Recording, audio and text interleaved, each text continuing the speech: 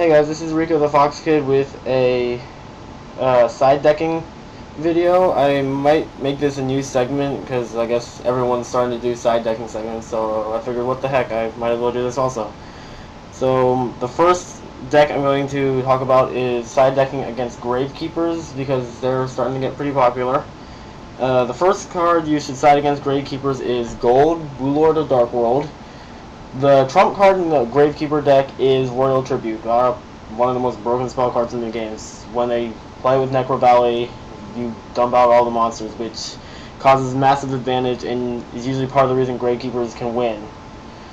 And Gold is, when it's dumped by a card effect, it gets special summon, and if it's your opponent's card effect, then you destroy 2 of their cards.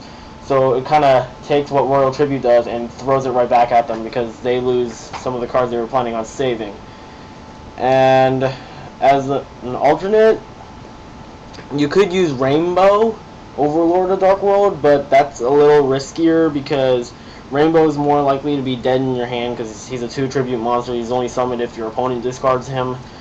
But he does have the trade-off of he can destroy either all of your opponent's monsters or all of your opponent's spells, which is really good because most players, when they activate Royal Tribute, right before that, they set all of the cards in their hand. That way you don't get a sneak peek at all the cards they're going to have face down to defend them. So they'll set all of them, activate Royal Tribute, and then they'll dump Rainbow, and then you'll special summon. They just lost all the cards they set. But that's a lot riskier. So Rainbow is high risk, high reward. So if you're going for explosiveness, you could use him. If you're looking for a more controlled side deck, then I'd go with Gold. I would not suggest Silva, Warlord of Dark World, at all because he's hand advantage, and like I said before, Gravekeepers usually set their entire hand before they activate Royal Tribute, so he'll get out into the field, but you're not going to be getting rid of anything. So stick with Gold and Rainbow. I would avoid Silva altogether. That's the first set. The second card, Gravekeepers run a lot of traps to defend themselves. They're definitely one of the most defensive decks in the game. If not them, then they're second to Glads. So they run a bunch of traps like Dimensional Prison, Solemn Warning, all that stuff. So you use Royal Decree, which is really big this format anyway.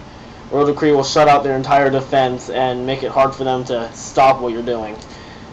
And in that sense, you could also use Trap Stun, which is 1 turn Royal Decree. More chainable, but Royal Decree is generally better because it's continuous, so it'll be lasting a while.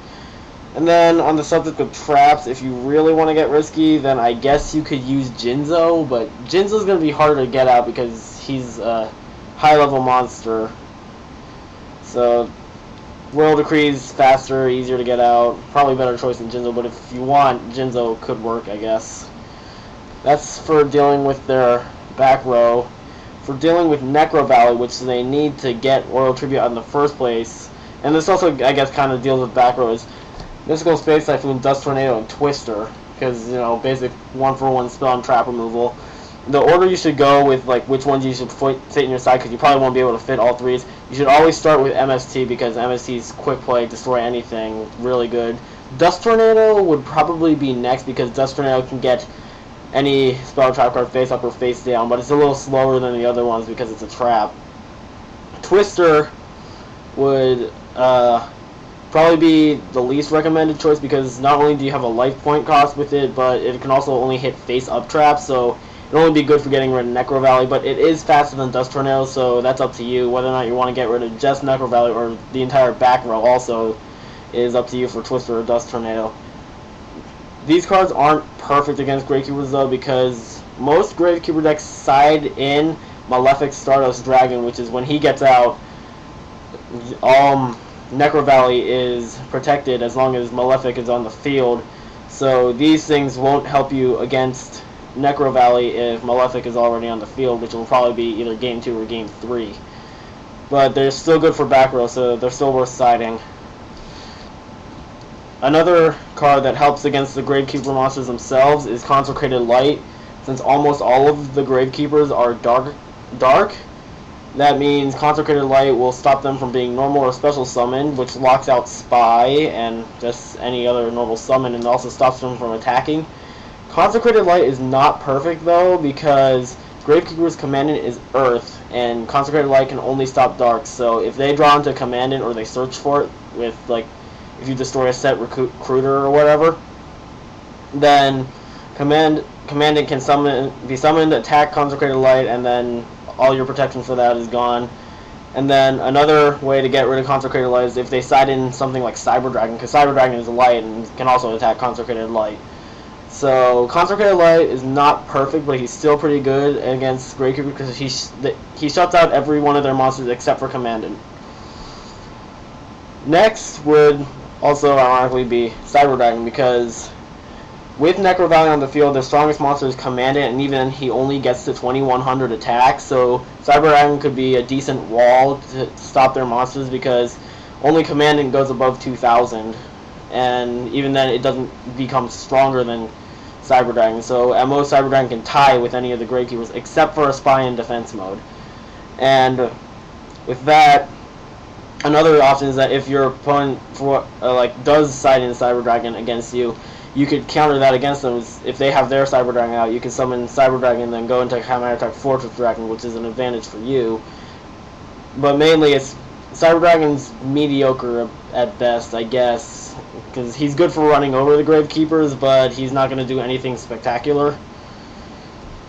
And then the last card I have as a suggestion is Shadow Imprisoning Mirror, which will lock out every single Gravekeeper ability that activates on the field or in the graveyard, except for Commandant, because as I said before, Commandant's not Dark, he's Earth.